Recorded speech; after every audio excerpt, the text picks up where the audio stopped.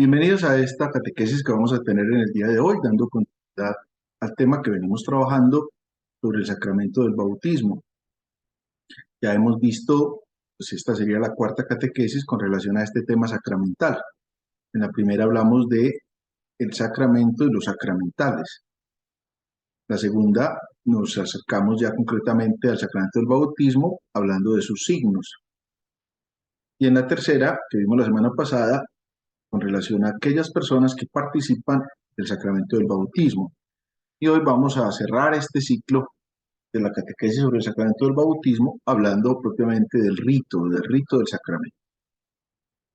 Comencemos por invocar la presencia de Dios sobre nosotros y pedir la gracia del Espíritu Santo que nos inspire, nos ilumine y nos acompañe en esta catequesis que nos disponemos a realizar. En el nombre del Padre, y del Hijo, y del Espíritu Santo. Amén. Ven Espíritu Divino, manda tu luz desde el cielo, Padre amoroso del pobre, don en tus dones espléndidos, luz que penetras las almas, fuente del mayor consuelo. Ven dulce huésped del alma, descanso de nuestro esfuerzo, tregua en el duro trabajo, brisa en las horas de fuego, gozo que enjuga las lágrimas y reconforta en los duelos. Entra hasta el fondo del alma, divina luz, y enriquécenos. Mira el vacío del hombre, si tú le faltas por dentro. Mira el poder del pecado cuando no envías tu aliento. Riega la tierra en sequía, sana el corazón enfermo. Lava las manchas, infunde calor de vida en él. Toma el espíritu indómito, guía al que tuerce el sendero. Reparte tus 7 dones según la fe de tus siervos. Por tu bondad y tu gracia, dale al esfuerzo su mérito. Salva al que busca salvarse y danos tu gozo eterno. Amén. Nos concentramos hoy entonces en el rito del bautismo, pero como ya tuvimos ocasión de verlo en la última catequesis, podemos hablar del rito del bautismo de niños y del rito del bautismo de adultos. Y comentábamos cómo en el bautismo de adultos se da lo que se llama la iniciación cristiana completa. Por consiguiente, se celebra en una misma ceremonia el rito del bautismo, el rito de la confirmación y el rito de la Eucaristía o primera comunión. Hoy nos vamos a concentrar solamente en el rito del bautismo de niños y cuando veamos la confirmación y la Eucaristía, pues ya hablaremos en ese momento final acerca del rito del bautismo de la iniciación cristiana de adultos, porque así podremos considerar los 3 sacramentos en ese ritual. Sin embargo, se van a dar cuenta que hay muchos elementos del ritual del bautismo para niños que aparecen también en el RICA. El RICA es el ritual de iniciación cristiana de adultos. Tenemos que pensar entonces, ahora que vemos el tema de los rituales, lo que la Iglesia nos enseña en torno a la acción litúrgica. Y estas 3 afirmaciones que les presento en esta diapositiva están tomadas del Concilio Vaticano II en el documento Sacrosanctum Concilium, que es el que habla propiamente de la vida litúrgica en la vida de la Iglesia. Y tiene una primera afirmación en el número 7. Cristo está siempre presente en su Iglesia, sobre todo en la acción litúrgica. La acción litúrgica no son ritos sin Cristo, ni son ritos que hacen parte como de la dinámica normal de las sociedades. Si ustedes ven, todas las sociedades tienen un ejercicio ritual. Pensemos, por ejemplo, en cualquiera de las celebraciones que nosotros hacemos socialmente. Un día de la madre, un día del padre. En los Estados Unidos cuando celebran Thanksgiving, cuando nosotros celebramos, por ejemplo, alguna visita de tipo social. Hay un ritual. Primero se saludan, luego ofrecen alguna cosa antes de la cena y ya en la misma mesa, sea por el almuerzo, sea por la cena, hay un ritual. Primero pasan una cosa, luego pasan otra. Tiene un rito que la sociedad misma ha establecido. Y es normal, los seres humanos vivimos de unos rituales. Incluso pensemos, por ejemplo, en fiestas sociales que hacemos como un cumpleaños. Hay una serie de rituales. En un momento se trae una torta, se prenden unas velas, se canta un cumpleaños. Esos son rituales que la sociedad puede hacer. Sin embargo, aquí tenemos que descubrir que en la liturgia Cristo siempre está presente. La acción litúrgica es una acción con Cristo, por Cristo y en Cristo. O sea, es una acción litúrgica de alabanza al Padre. No tendría sentido. Ninguno de los rituales, cada sacramento tiene el suyo y los vamos a ver, si Dios nos lo permite, uno a uno, pero son acciones litúrgicas en que la Iglesia celebra para alabanza del Padre. La segunda afirmación nos dice que Cristo está presente con su fuerza en los sacramentos, de modo que cuando alguien bautiza, es Cristo quien bautiza. Cuando veíamos, por ejemplo, la primera catequesis sobre sacramentos y sacramentales, manifestábamos precisamente cómo en el sacramento el ministro actúa en la persona de Cristo y se obra por medio de los méritos de Cristo, no los méritos del ministro. Es lo que se llama el ex opere operato. No importa si el ministro tiene fe, no importa si el ministro está en la gracia de Dios. El sacramento obra por los méritos de Cristo. Y por eso esta afirmación que nos hace el concilio es muy significativo. Cristo está presente en los sacramentos. Cristo hace los sacramentos. Y el sacramento es el que transforma gracias a los méritos de Cristo. De modo que cuando alguien bautiza, es Cristo quien bautiza. Y la tercera afirmación nos dice que toda celebración litúrgica, por ser obra de Cristo sacerdote y de su cuerpo, que es la Iglesia, es acción sagrada por excelencia. No tendría sentido un ritual de un sacramento que no sea una acción sagrada.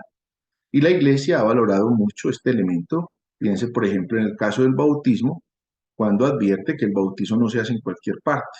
Ya hablamos de eso la semana pasada. El bautismo se hace en un templo parroquial o una capilla o oratorio de la parroquia y solo por casos excepcionales podrá hacerse en otros lugares, advirtiendo que debe ser un lugar decente. Y hablamos de la importancia, por ejemplo, de la pila bautismal. ¿Eso por qué? ¿Qué sentido tiene? ¿Por qué no se bautiza en un hotel? ¿Por qué no se bautiza en una playa? ¿Por qué no se bautiza en una finca?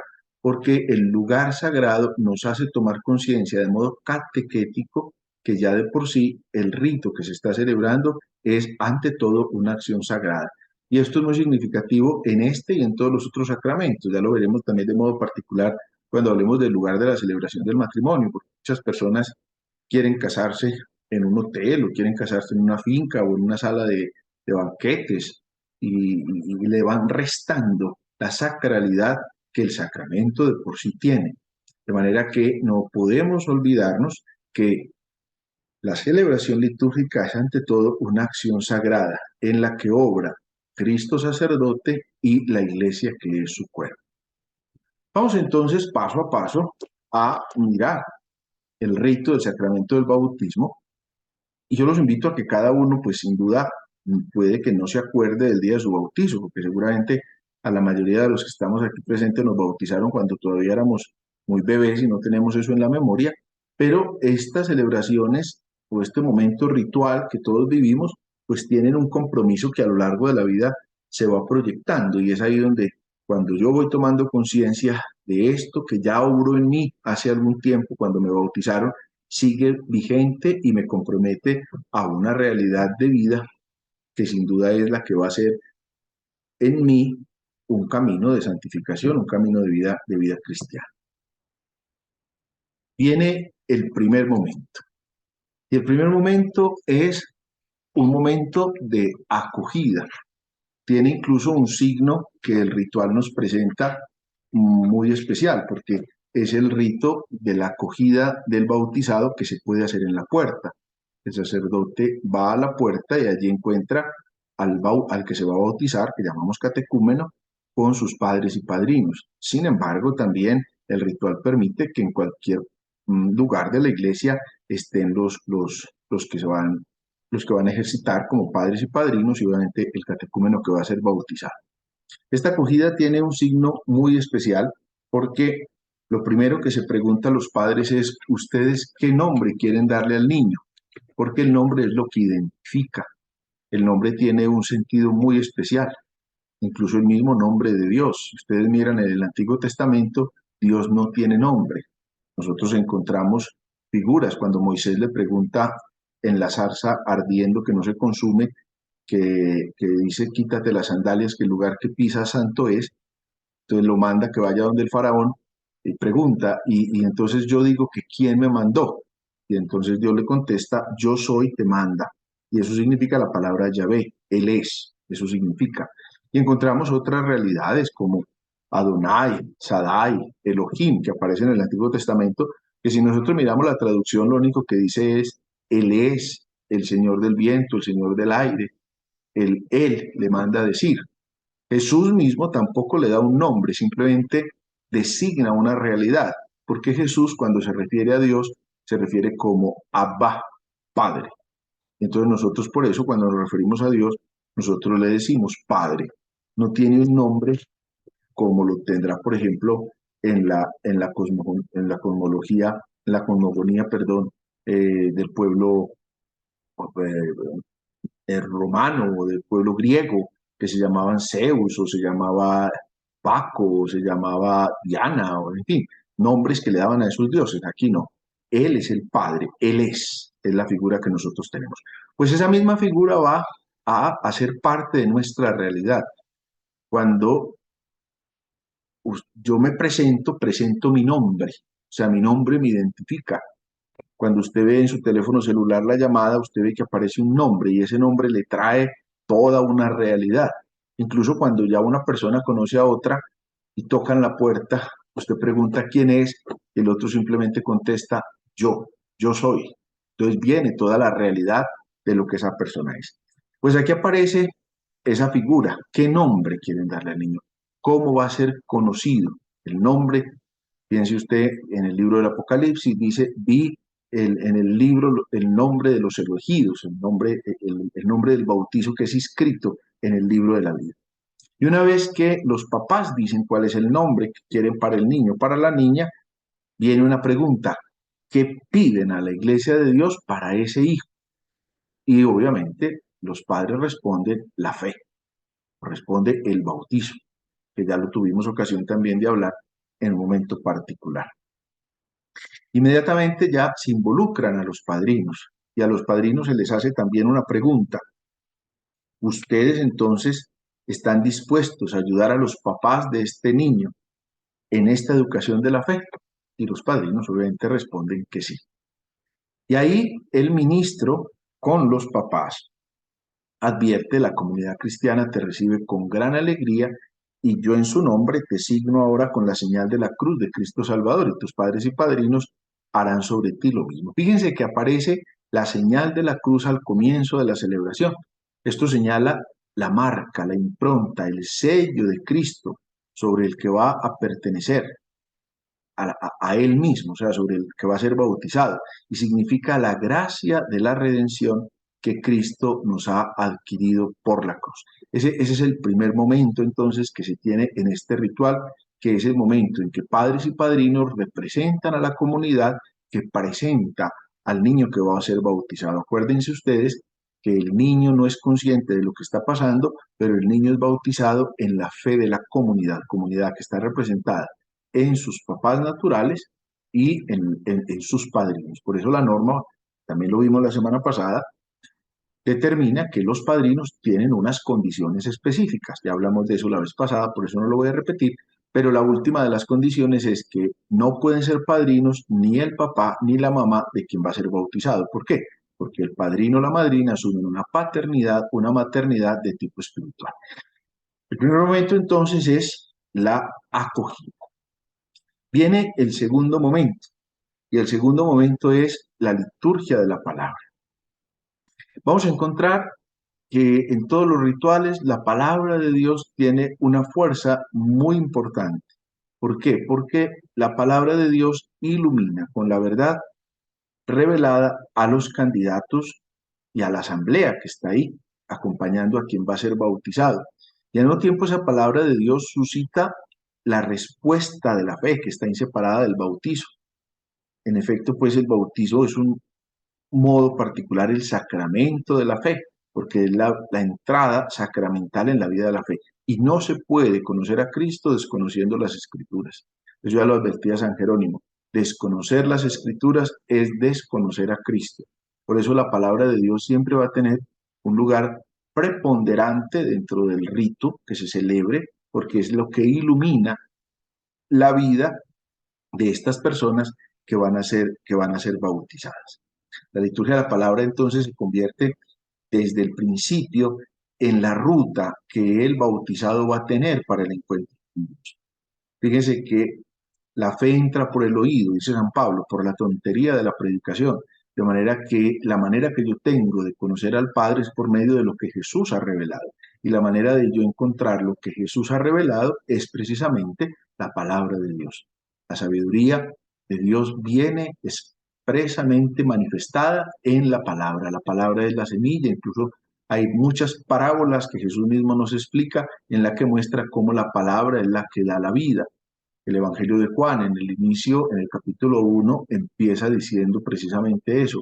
En el principio existía la palabra, el verbo, la palabra estaba en Dios y la palabra hizo morada entre nosotros, la palabra se hizo carne y habitó entre nosotros, dice el capítulo 1 de San Juan.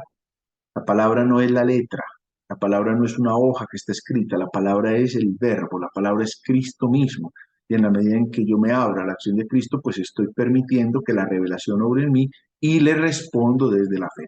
Recuerden que la fe es ante todo una respuesta y yo no le respondo a la nada, yo le respondo a lo que Dios me va a manifestar. Desde el bautizo entonces se señala la importancia de que el bautizado esté bebiendo permanentemente de la palabra. Y la iglesia desde el principio nos ha animado a ese encuentro, a esa cercanía con la palabra. Las comunidades, las pequeñas comunidades están animadas por la palabra. La iglesia tiene una gran fuerza en la palabra. Piense cómo se hace la lección divina. La lección divina ha marcado un momento muy importante porque no es una clase de exégesis. La lección divina es un momento en que la comunidad, a la luz de la escucha atenta de la palabra de Dios, medita lo que la palabra de Dios quiere indicar y puede poner por obra lo que la palabra de Dios le suscita. Por eso termina generalmente la lección divina antes de la oración con un compromiso de vida. ¿A qué me compromete concretamente esta palabra? Y vemos en la lección divina cómo aparecen, cuando la comunidad está participando en la lección, aparecen tantas mociones del espíritu de una u otra manera que le permiten a las personas descubrir, yo no había pensado esto o aquella otra reflexión que hizo la otra persona. Es un momento muy especial. La palabra que tiene una fuerza importante, lo vamos a ver cuando veamos el desarrollo de la Santa Misa, cómo la palabra tiene un momento particular. De hecho, la Eucaristía tiene como dos momentos. El primer momento es la liturgia de la palabra, el segundo momento es la liturgia de la Eucaristía. La liturgia de la palabra tiene un centro importante y lo tiene no solo en la Santa Misa, sino en los rituales, como concretamente ahora estamos meditando en el ritual del sacramento del bautismo, enseñándonos así que la manera de encontrarnos con el Señor es escuchándolo. No podemos vivir una vida cristiana sin conocer a Cristo. Y el conocimiento de Cristo se da en la palabra. Está en la Sagrada Escritura, pero que también está en la comunidad que vive esa experiencia que de Dios ha tenido. Viene un tercer momento, que es un momento muy especial, porque es el momento de la oración de los fieles. Y ese momento de la oración de los fieles tiene dos dimensiones. Por una parte, es la comunidad de creyentes que está reunida en el lugar de la celebración, orando por esta persona que va a ser bautizada. Piense, por ejemplo, pues hay diferentes esquemas, pero generalmente los esquemas van a tener como el mismo orden, van a decir, nosotros que hemos sido llamados por el Señor para ser sacerdocio real, nación santa y pueblo de su propiedad, invoquemos la misericordia de Dios Todopoderoso por este niño que va a recibir la gracia del bautizo por sus padres y sus padrinos. Porque como les decía hace unos minutos, el bautizado se bautiza en la fe de la comunidad. La comunidad está orando. La fuerza de la intercesión se muestra desde el primer momento cuando una persona entra a la vida cristiana. Ya lo dice el apóstol Santiago en su carta, es que la fe del justo tiene mucho poder, la oración, perdón, del justo tiene mucho poder y por eso se marca la importancia de la oración que la comunidad está haciendo por quien va a ser bautizado. Pero no queda solamente, digámoslo así, en la dimensión de los que están ahí reunidos, sino que hay una invocación a los santos. Vamos a encontrar que en diferentes momentos, en diferentes rituales, hay esas invocaciones a los santos. En la liturgia del bautizo, cuando el bautizo no se hace dentro de la vigilia pascual, se invocan los santos de una manera mucho más breve. Pues Santa María, Madre de Dios, ruega por nosotros. San Juan Bautista, ruega por nosotros. San José, ruega por nosotros. San Pedro y San Pablo, ruega por nosotros. Y luego se puede invocar el nombre de los santos cuyo nombre llevan los niños, ¿sí? En el caso de que el niño esté llevando un nombre cristiano, es decir, que tenga alguno que lo ha antecedido antes con ese nombre.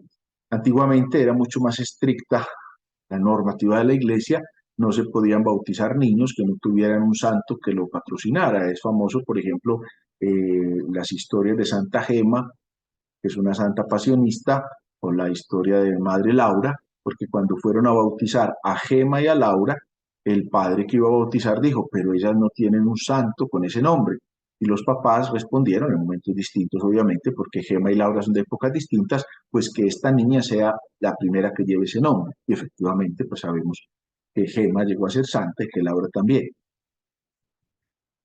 Aunque hoy día pues vemos que hay una serie de nombres, sobre todo de algunas personas usan nombres que encuentran en la televisión, a veces son nombres que traen de otras lenguas, que si bien es cierto que pues son nombres cristianos, pero no porque están buscando el nombre cristiano. Piense, por ejemplo, el famosísimo nombre Juan, que es en castellano Juan, pero aparece John, que es en inglés, Johann, que es en alemán, Giovanni, que es en italiano, Jan, que es en francés, Son, que es en irlandés, Jacobo, que es en hebreo, bueno, muchísimos otros nombres que van a significar lo mismo.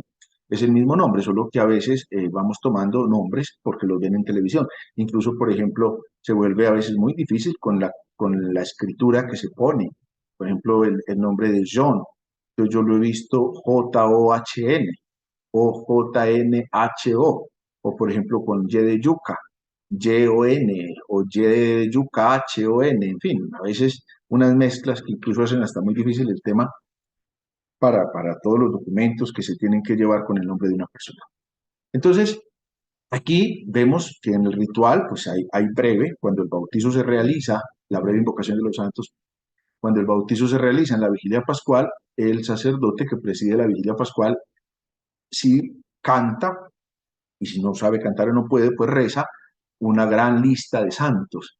Y eso también lo vamos a encontrar, por ejemplo, en el ritual de la ordenación. Se invocan los santos. Es muy significativo porque es la iglesia terrestre y la iglesia celeste que ya están orando por esta persona. Se muestra la comunión de los santos, que es una de las verdades de fe que nosotros profesamos en el credo. Creo en la comunión de los santos. Fíjese la importancia de pensar en esa realidad, lo significativo que es poder acogernos a los santos, son nuestros hermanos mayores, hombres y mujeres que con nosotros vivieron y como nosotros vivieron y experimentaron sus familias, sus circunstancias, sus momentos históricos. Obviamente todos nos han antecedido, los santos ahora somos, los llamados a ser santos ahora somos nosotros, que seremos para las generaciones futuras, pues el modelo como lo son los otros para nosotros.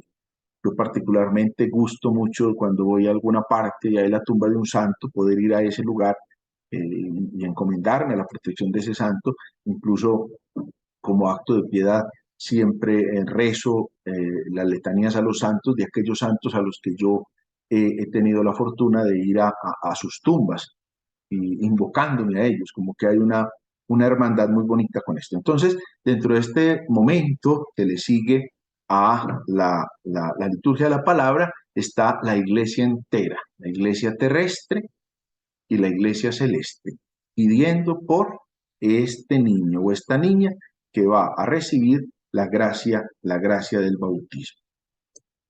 Luego vienen dos momentos muy significativos. Primero se hace la oración de exorcismo y luego se hace la unción, la primera unción, que es la unción con el óleo de los catecúmenos. La oración de exorcismo no es que se va a sacar el diablo del niño o de la niña que está ahí. No sabemos cuando se nos viene la palabra exorcismo, sino que tiene una significación especial, porque ustedes saben que por el bautismo se significa de modo especial la liberación del pecado y obviamente de su instigador, que es el demonio. Por eso se pronuncia esta oración de exorcismo sobre el candidato y va unido con esa unción que el sacerdote hace en el pecho del catecúmeno, y se llama óleo de los catecúmenos, pidiéndole al Espíritu Santo que disponga el espíritu del niño para recibirlo a Él. Y esta unción termina con la imposición de las manos. El sacerdote impone silenciosamente la mano sobre la cabeza del catecúmeno, que es un signo que nosotros encontramos en el Nuevo Testamento de manera muy especial. Jesús mismo muchas veces impuso las manos sobre las personas y luego los apóstoles vemos que para celebrar el bautizo le impusieron las manos. Y de modo muy relevante lo vamos a encontrar en el sacramento del orden cuando se pone eh, eh, bajo la protección de Dios a esta persona, bajo el signo propiamente de la mano providente de Dios que nos asiste, que nos apoya, que nos proteja, que nos levanta.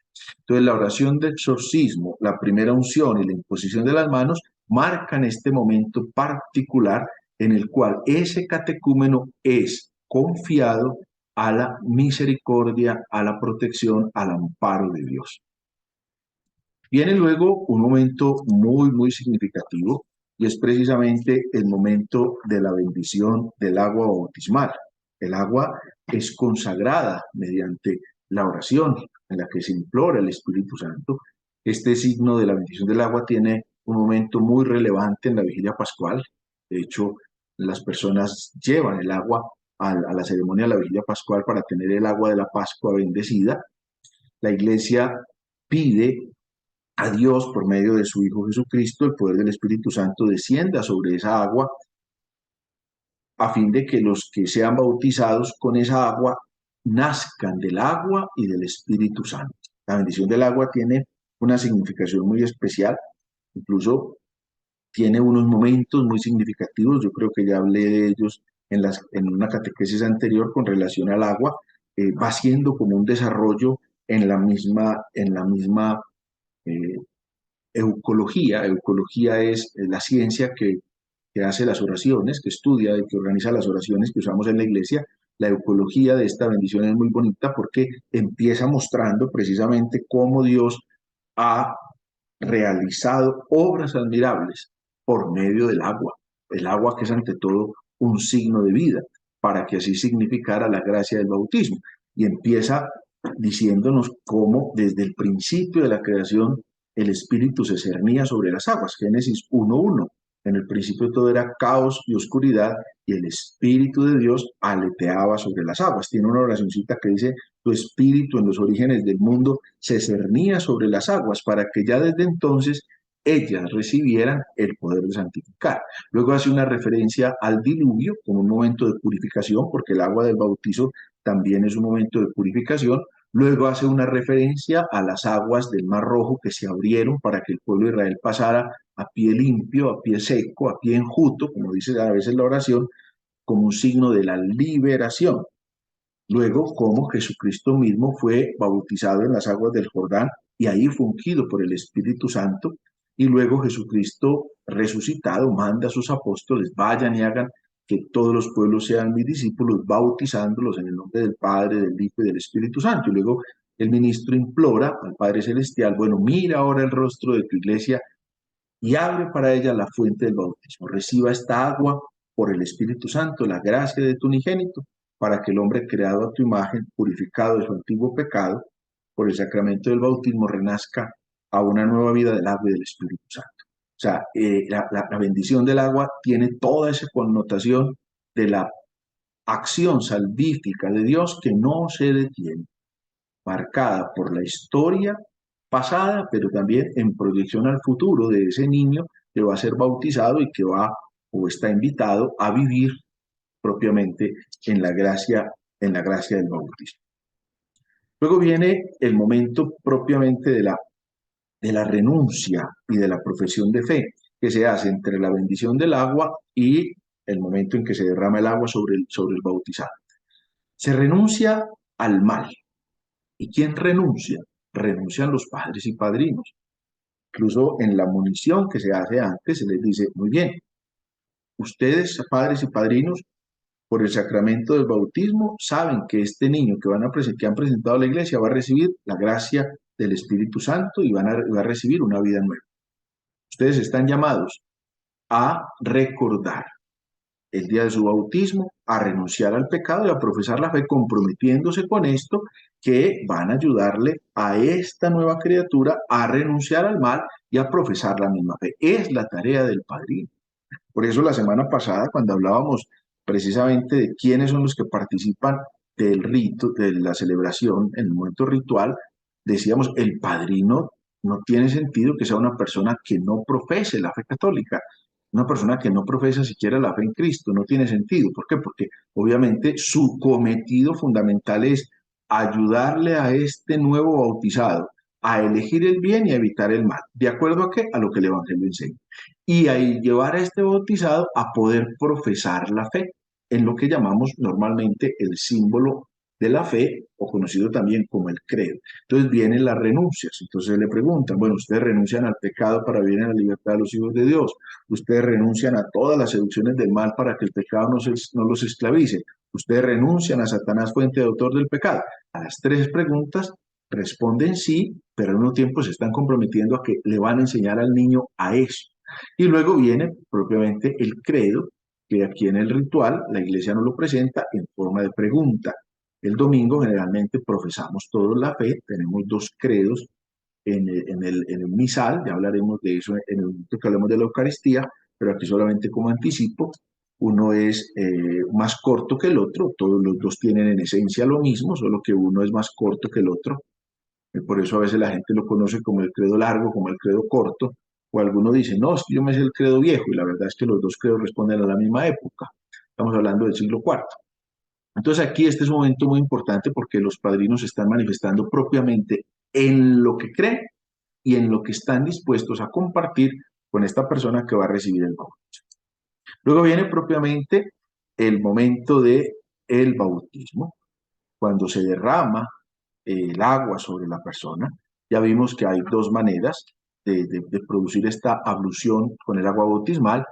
Una es por inmersión, niño que es metido a la fuente y lo vuelven a sacar, o la que es más común entre nosotros, que es por infusión, o sea, que se derrama el agua sobre quien va a ser bautizado.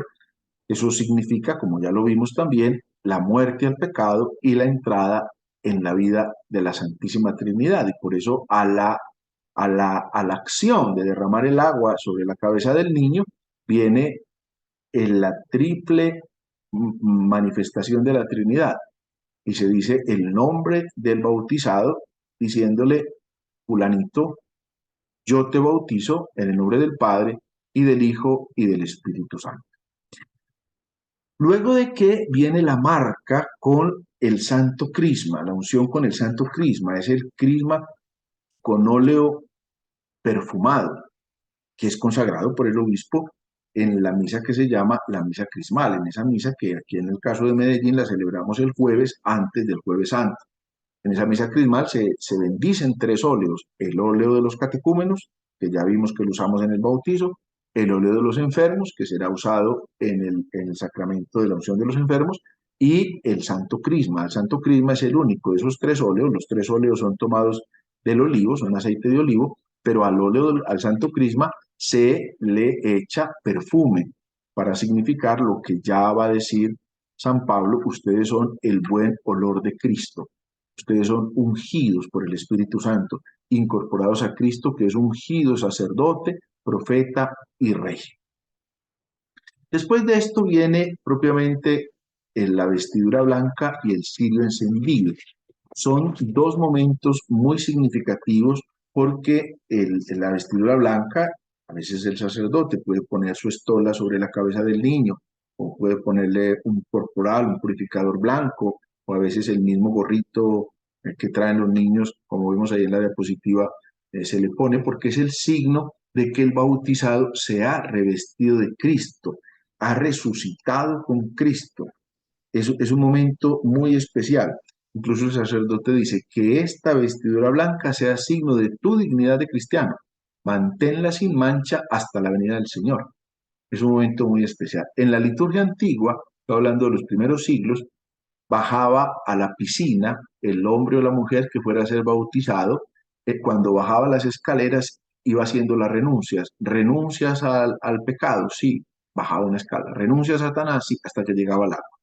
Y luego empezaba a subir las escalas. ¿Crees en Dios Padre? Sí creo, y seguía subiendo las escalas.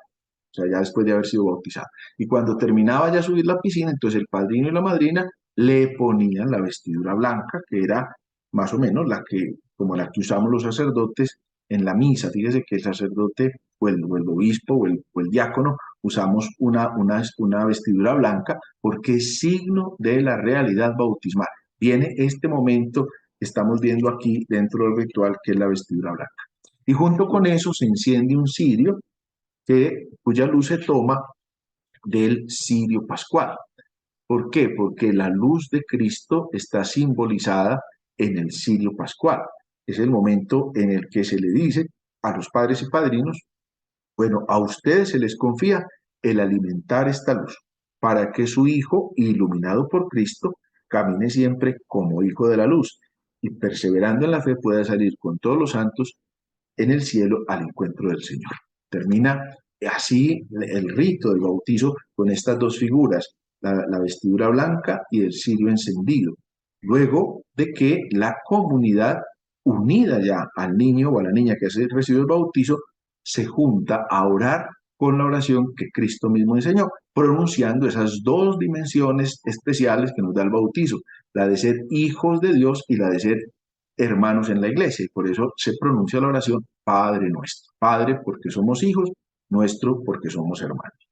Termina entonces la, la, el bautizo con el rito conclusivo, con el cual se hace una bendición solemne que cierra toda la celebración del bautismo. En el bautismo de los recién nacidos se hace una bendición especial, que se hace una bendición especial sobre la mamá, una bendición especial sobre el papá, una bendición especial sobre los padrinos y demás miembros de la comunidad que están allí. Y la liturgia permite que se haga propiamente una consagración de ese bautizado a la Santísima Virgen, que nos fue dada por Madre Nuestra cuando Jesús está en la cruz. Ahí está Juan y le dice, ahí tienes a tu madre, y luego, mujer, ahí tienes a tu hijo. O sea, hay una vinculación. Y entonces se termina el rito precisamente manifestando eso. Santísima Virgen María, Madre de Dios y Madre Nuestra, en este día feliz del bautizo de Julanito de Tal, redimido por la sangre de Cristo y hecho hijo de Dios y miembro vivo de la Iglesia, te lo presentamos y te lo consagramos a tu ternura y cuidado. Continúa la oración y así la comunidad encomienda a ese niño a la protección de la Madre de Dios. Vemos entonces así que el rito tiene toda una simbología y toda una gracia. Si cada uno de nosotros va tomando esos signos que ya vivimos nosotros, aunque no nos acordemos, pero nosotros los hicieron el día del bautizo, también va asumiendo un compromiso. Piense, por ejemplo, cualquiera de los signos, cuando en mi espíritu, ¿qué es lo que habita? El espíritu del bien o el espíritu del mal. Me he abierto a la gracia del espíritu. Cuando me uno con la comunidad terrestre y celeste a orar, cuando recuerdo que me han vestido con la vestidura blanca para mantener la gracia del bautizo, que es lo que pensamos los sacerdotes cuando nos estamos revistiendo para la misa. Ahí es donde tenemos que buscar cada cosa. Yo los invito entonces a dos cosas. Primera, a que cada uno piense en la gracia de su bautismo, independiente de hace cuánto tiempo lo haya recibido. Y segundo, a que la próxima vez que tenga la oportunidad de participar de un rito del bautizo, preste bastante atención a los signos, a los gestos, a las palabras, a las oraciones que allí se hacen para que descubramos la gracia que tenemos. A veces en la iglesia tenemos una gran tristeza, no valoramos lo que tenemos, nos parecen que las cosas son como lo mismo y cuando uno no valora la herencia que recibe, generalmente la despilfarra. Que la Santísima Virgen, como Madre de Dios y Madre nuestra, nos ayude a profundizar en nuestro bautismo y a reconocer la gracia de ser cristianos. La bendición de Dios Padre, Hijo, Espíritu Santo, descienda sobre ustedes, les acompañe siempre.